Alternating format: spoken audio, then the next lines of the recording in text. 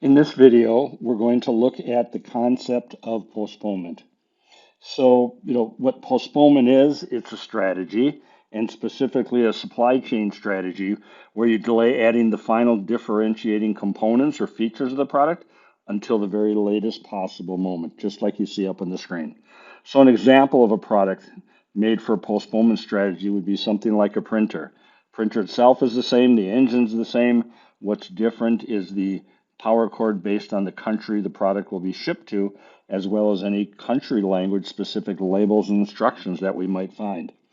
This becomes important because it allows you to carry less inventory and less country specific product and finished goods, as well as the finished goods specific features in a location close to the place of customized use. So, why this becomes important. You carry the printer itself at a central location. You can ship it anywhere in the world and as well stock the country-specific elements of the printer, in our example, in the local country's warehouse. The generic printer gets sent to the country of order where they'll add the final finishing country-specific elements to the printer and sell it. So the impact on this is you pool and store the product without the final distinguishing elements at the central location anywhere you want to, and you take down the risk of stockouts.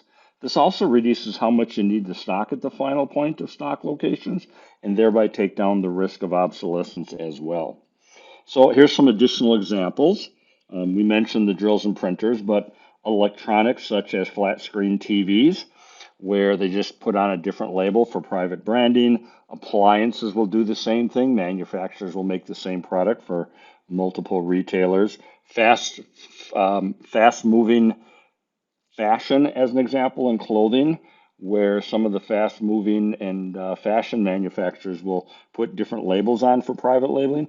Airplanes, if you think of the major aircraft that are made in the world, they come out with white tail, is what it's called, and then they paint on the distinguishing features for the airplane, as well as generic pharmaceuticals, putting on the labels and the branding specific to the person they're making the pharmaceuticals for.